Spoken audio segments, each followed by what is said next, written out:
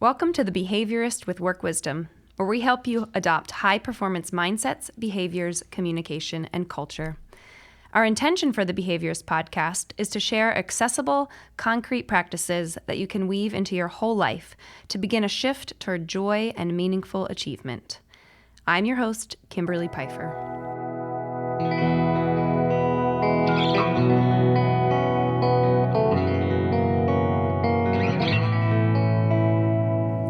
Today, we're turning our focus to the Enneagram, and more specifically, Type 8s.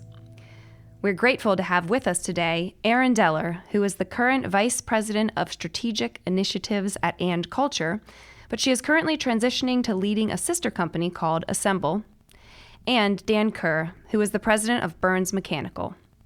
Both self-identify as Type 8s on the Enneagram. So Erin and Dan, thanks for being with us here today. Yeah, thanks for inviting us. Yeah, I'm looking forward to our time together. But before I ask both of you some questions around the Enneagram and Type 8s, let me first give our listeners a quick overview of the system of the Enneagram, and more specifically, Type 8s. So the Enneagram is an ancient system that identifies 9 personality types as a gateway to self-awareness and understanding. It is a tool to understand and explain human behavior, looking at the motivations underlying those behaviors. So really, it's the why of what we do. What I love about the Enneagram is that it can help bring our unconscious habits, patterns, and motivations into our consciousness and awareness, really just to become healthier people. Not only does it help us have this self-awareness as an individual, but ultimately it helps us begin to have this awareness of others and their motivations, which allows us then to be more compassionate towards them. So specifically, we're going to look at Type 8s today, and we call this type the leader or the challenger. So these are the powerful, dominating types. They're self-confident, decisive, willful, and at their lower levels can get confrontational. They are strong, direct people who are often concerned with justice and fair play. However, their all-or-nothing style can sometimes seem overbearing to others and might be exhausting to themselves. So if you're wondering what a Type 8 looks like, some well-known 8s are actually Winston Churchill, Serena Williams, FDR, Martin Luther King Jr., Ernest Hemingway, Aretha Franklin, Jack Nicholson, and Rosie O'Donnell. So Erin and Dan, you guys are in some great company there with other 8s. Why don't we get started? Because the best way to learn about the Enneagram, I think, is to hear people talk about their numbers. So why don't you each just take a turn, tell me a little bit about what it's been like first discovering the Enneagram and being a Type 8, and then also just living life and noticing your Type 8-ness. Sure. Big open-ended question. Yeah. I think Erin's up for going first. So Kimberlee, when we did this together and you said you're an 8, and the description that you just provided, I'm nodding my head, and yes, you're telling my story, you're in my mind. But when we talked about the dominating emotion of 8s being anger, I thought, well, that's not me. I'm not angry. I'm not, I'm motivated and confident and disciplined and, sometimes confrontational, but it's because I'm passionate. I had a really hard time, and I still do.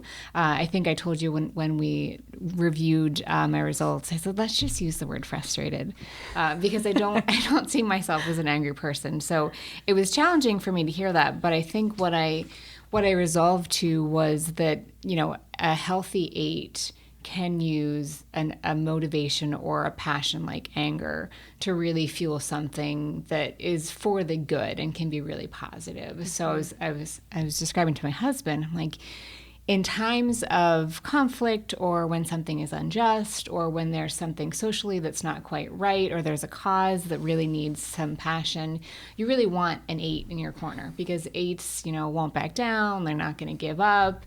They're unafraid of conflict. And it's some of those things that I think can make 8s unpopular with other people. Mm-hmm. But then I felt a little bit more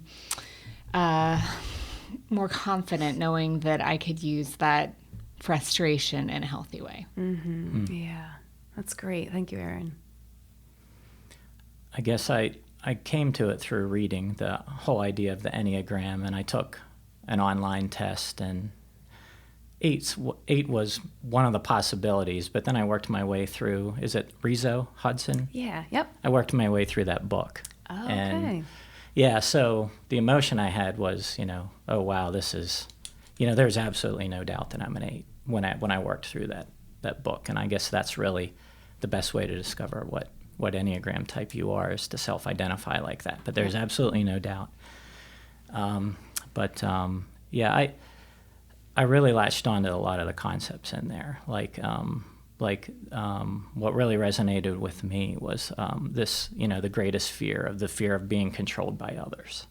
And I think about, that has, when I actually heard that is actually the dominating fear of an 8, and that there are a lot of other people like that. And, I'm reading about these people that I know, the names that you mentioned, that, oh my goodness, so there's a big eureka, a little bit of embarrassment, but then a recognition of, wow, this is really great. Now I have this whole typing that I can focus on. And so that really resonated with me. Sort of this idea of sort of rugged individualism, independent, highly competitive. When tired, frustrated, stressed, definitely turn combative. Try to dominate. That's definitely part of the past, and there's been a lot of carnage in my background, and so it's been a gradual process of learning how to grow toward I guess an integrated version of what an 8 is. Mm-hmm. For me, my wife is a 2, which is what, the helper. Mm-hmm. Yep. And so that was a big eureka as well, because I'm drawn to her for a reason, apparently, because when I'm in my better state, when I'm integrating, when I'm getting better, I'm actually growing in that direction. And actually, when she disintegrates, she comes toward the low points of the 8, the combativeness. And so it was very fascinating. Yeah. So it's been very helpful. Yeah, that's great, Dan. Thank you. And just for our listeners, first off, it is a huge challenge to take the Enneagram, the whole system, and try to put it into a 30-minute podcast. Mm-hmm. So please know that you might walk away having more questions than answers. And also, we are just scratching the surface. But Dan really touched on a piece that I find is one of the most helpful aspects of the Enneagram, is that really we can go to other numbers and get healthy behaviors from them to help ourselves become healthier. And so for an 8, those 2 numbers that you're really connected to are a 5 in stress, and then where Dan mentioned his wife is actually a 2, that's where 8s go in security. And security doesn't mean like everything's perfect, I'm on vacation. It just simply means 80% of your life when you're going to work and sort of doing the mundane. 8s can really go, you can naturally go to the lower unhealthy levels, but you can go get high healthy levels of 2 to bring up some of those things like empathy and more naturally making space for others like a 2 does. So I don't know, as I say that, is there anything either of you want to add to that, or feel free to take it in a whole nother direction?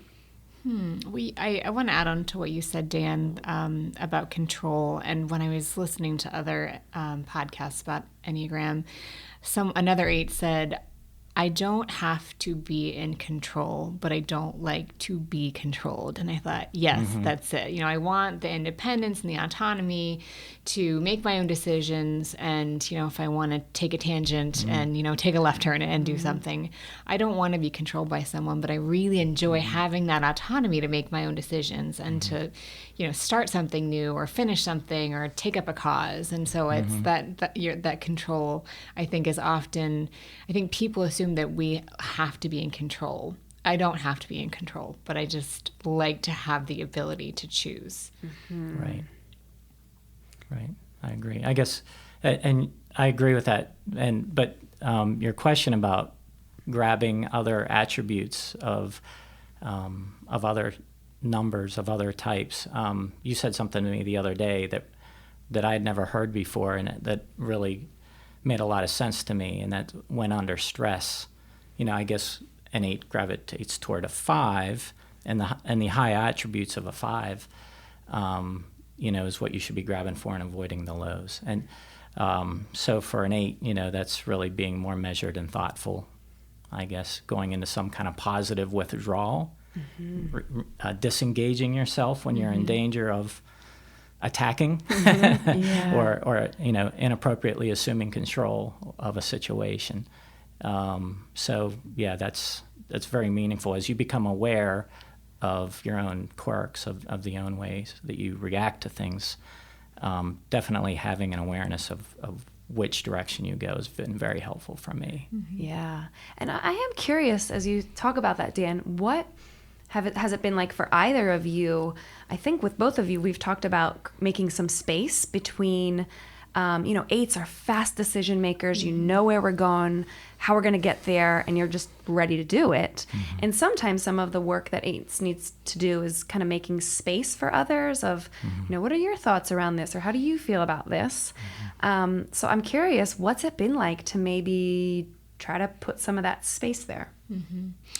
So Kedrin from Work Wisdom recommended that I read a book called Multipliers, and that was really good because it helped me realize that I can be very dominating, and how do I make space for others in team settings or in meetings, and if I'm a leader in my organization, letting others in and letting them be part of what they're supposed to be there to do. So we had talked about just a series of things that I could do, just cues, pumping the brakes, tapping my foot, doing things so that I wouldn't show up so dominating, but letting other people be part of it. And I still practice those, daily. So I'm not, just busting into a room, being the first one to talk or the first one to have an answer. And I found that those little cues have helped me a lot. Yeah. Yeah, interesting. Yeah, so, I agree. And I guess in my work situation, I've always fought this inner drive to basically be a sole proprietor, a consultant. But for whatever reasons, circumstances, I've always been in organizations where I'm in charge of a significant number of people. And so I think I've probably learned through the school of hard knocks that what happens when you behave like the low 8 and the carnage that I'm talking about, So I think just through the school of hard knocks, I started realizing that, it's not about me. If an organization is going to succeed, the people around you need to have room and, the ability even to make mistakes. So I think it's really kind of school of hard knocks for me. But, how it's really fighting impulse, in an initial sort of thing or an initial reaction, when the stress is high at times, allowing people to say things and to be careful of your facial expressions, about how you react to things, because you don't realize as an 8 that you have a strong potential of intimidating people. I'm a small man, and to me, it makes me laugh that I could intimidate anybody, but that my circumstantial evidence throughout my entire life is, yes, I definitely intimidate people. So being aware of that is key. And then withdrawing, oftentimes it's physically, because I need to stay very physically active. I work generally in an office environment or a construction company, but the work that I do is generally business development or in-office work. And so it can become a real struggle when I'm sort of a kinetic person. I need to have outlets for that. And so I need to make sure when I am present around people that I'm doing the best that I can to be at a high energy state. So that withdrawal, pulling myself away from the people, is key in making sure I'm making good use of that time. Physical exercise, all kinds of stuff. Very important. Yeah, go ahead, Erin. So I want to touch on the intimidating piece. I get that a lot, and I've tried to work through it, and I don't like that people say, "Oh, you're intimidating," or because I'm a small woman, and I try and be friendly to everyone, and I try very hard to overcome this perception of being intimidating. And I talked to some of my colleagues about it, and they said, well, people just don't understand your motivations. And I'll be honest and I'll say, well, I'm goal oriented. My goal is just to get to the next goal and then the next one. And whether it's doing something physically, running a race, or just work, hitting a sales target or, building one or creating one. I also know that I'm very high on self-actualizations, and I would assume that other 8s are, where people just assume that... Dan is nodding his head vigorously. Yes, you are. Superpower, as Kedron would say. Self-actualized. Yeah. So, 8s, I think, take something and run with it, and it looks so effortless and easy because you know how to get from A to Z. But then I think other people, it's hard for us to have that empathy when someone doesn't know how to do it, because it just seems like we pick it up and take it so easily. And I think that's another piece that can lead to being intimidating. So I try, and I'm still actively trying very hard to show my moments of vulnerability if I don't know how to do something, or if I've failed, or even coming and talking about being an 8. So I try hard to break down those walls of intimidation by trying to be vulnerable and being courageous. And you are speaking beautifully to one of the biggest pieces of work for 8s is learning to be more vulnerable. So really 8s in their lifetime will have maybe a handful of people that they trust. We won't go too much into this today, but just briefly, the wound or the childhood message that an 8 received is that everyone will betray them. Others are going to betray them. So they've really spent a lifetime kind of building up these walls. And one of the big pieces of work, which I never thought of, Erin, so thank you for making this connection for me, is actually it's your work for yourself, but then it's helping those around you. As you can model being more vulnerable, that helps them to feel a little bit safer. So thank you for teaching me that today. Sure. Yeah. Very good. Do either of you want to speak to that vulnerability piece anymore? Or? 8s are efficient, I think. I feel efficient. So to me, I want to take that energy that I'm feeling that is fueling whatever I want to do, and I want to go be efficient with it. So sometimes I don't want to sit and talk about my vulnerable feelings. I just want to move forward and, be efficient, achieve my goals, find something new, explore something new. So I don't think it's that I don't care to be vulnerable. I just don't have time to talk about it. Yeah, I'm just ready to keep going. Yeah. Yeah, I'm not the world's best, talking about my vulnerability or lack thereof. Certainly I'm married to somebody who expresses herself emotionally, and that it's a challenge, right? Yeah. I might even think that I'm being vulnerable. I'm like, well, it's vulnerable for me, but maybe not so much. Probably my biggest blind spot. Yeah, and again, that's going to that high level of 2. They can be very vulnerable. So kind of learning from other healthy 2s what that looks like is a good tool for 8s. Well, why don't I just leave this open for both of you with the question of, are there any other behaviors or mindsets that you find helpful and healthy for you as an 8? Or we could flip it and say, are there behaviors or mindsets that you find yourself doing that are just not healthy and helpful for you? I have one of each. Perfect. You're so efficient. It's a bit addictive, the dopamine. So you mentioned, Dan, that the physical activity is something that helps you as an 8. And that's definitely something that for me, if I can channel my energy, whether it's conflict or if it's an emotion, into physically being active, working out or running or hopping on my Peloton, that is a huge thing for me. And it almost takes the competitive out of being an 8 from me to you to just me. Can I achieve this? Can I run faster, run harder, whatever it is? And it seems like that takes the edge off a little bit for other people around me if I can fuel my energy into something like that.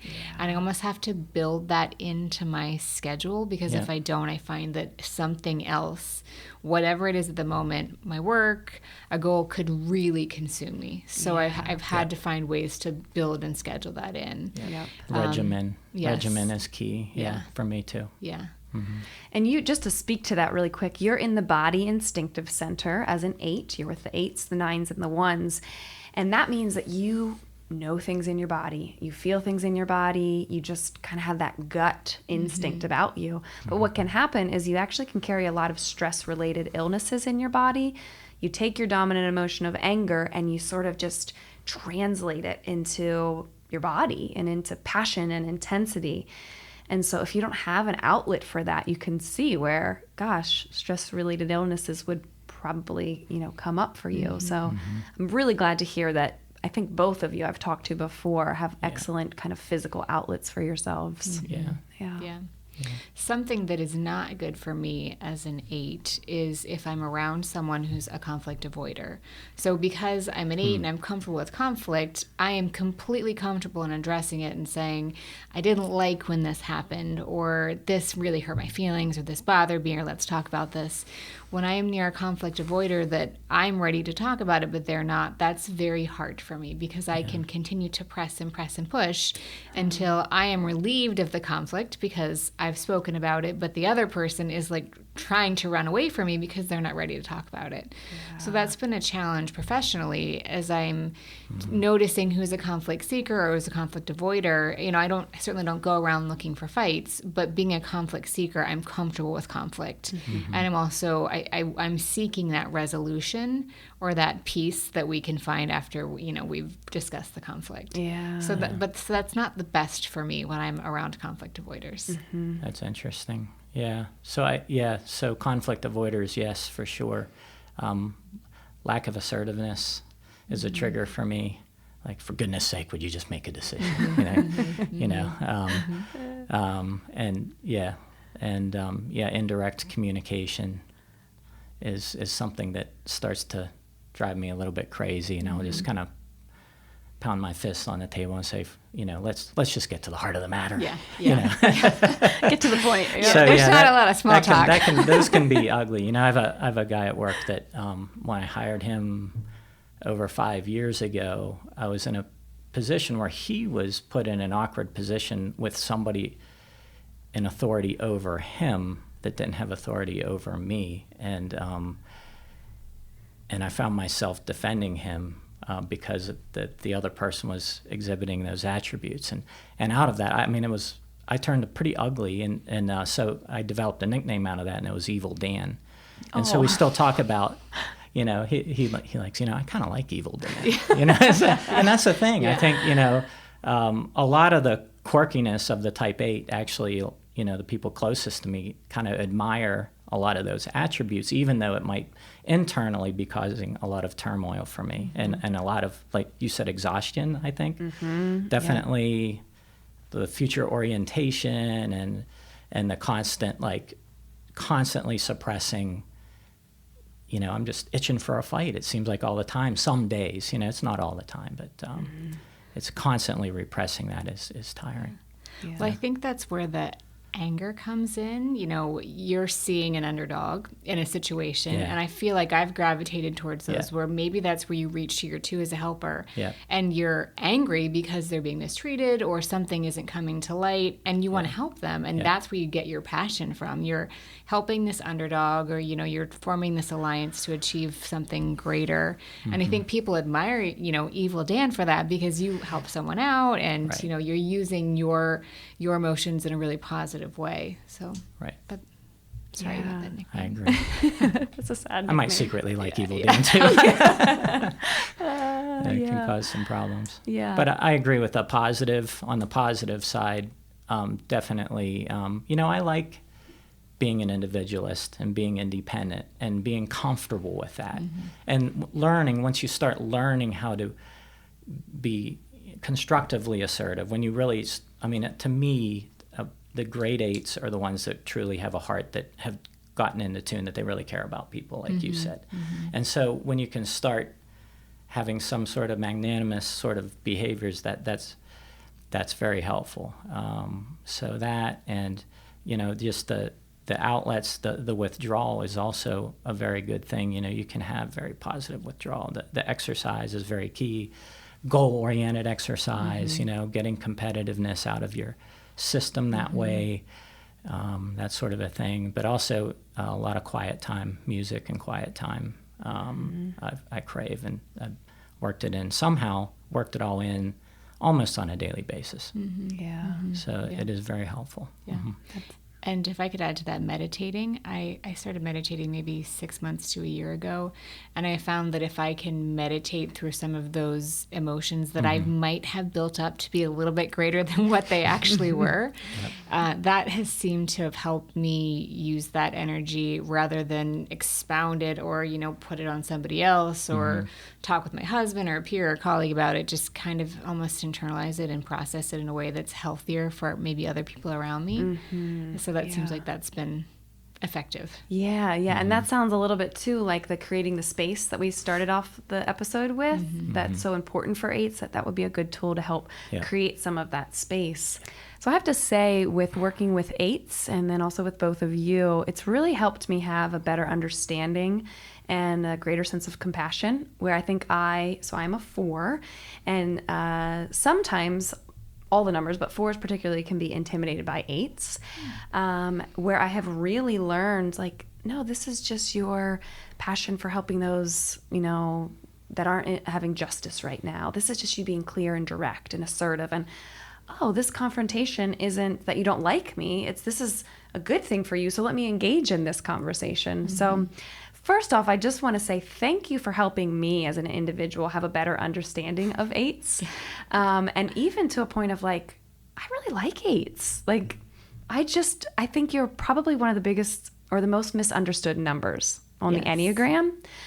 And I've really come to love 8s. So what I'm going to ask you is, what is one thing that you wish listeners could know about 8s that people might not know about them, or like my kind of older self made these assumptions? So what is one thing you wish our listeners knew? So you'd mentioned being intimidating, and I do want to make sure that people understand that 8's goals isn't to be an intimidating person. Most 8s aren't set out to be a bully or to look for conflict. They're just passionate about something, and that's often exuded in, a certain way, opinionated way. So, I want people to know that 8s aren't bullies. They've got a fuel, or they've got a fire in them, and they exercise on that. And it's not that they're frustrated or they're angry, but they actually care. So sometimes I think that can manifest in different ways in people, but it might look like they're angry, but they're just passionate, and they're doing that for a reason. I think that 8s in their healthiest state can be a blessing for people in their organizations and in their life, for having some of that passion that they have. And Dan, you talked about your wife being a 2. I speculate what my husband's number is. I don't know what it is, but I would tell other people to love and embrace the 8s in their life, because them embracing them and, some of the quirks that they have actually helps to create a very healthy, balanced 8. Yeah. So I think that's really important. And like I said, it's because 8s really, really care about people and systems that it sometimes might come out as very passionate and emotional, but it's really just because 8s care a lot. Yeah. Yeah, so I would probably go down that exact same line, that there's a heart in there. But, I work in the Philadelphia construction business, and I see a lot of other 8s that are running the businesses for whatever reason. Must gravitate. And I do see a lot of really ugly 8 behavior, and I'm on the receiving end of it a fair amount. And I just mean like raw bullying. It happens, and there are people who aren't as kind of integrated or mature and or even caring about if they even understand who they really are inside. So, but it's helpful for me to understand that they're an immature 8, and that you can kind of forgive the behavior, say we need time and space here.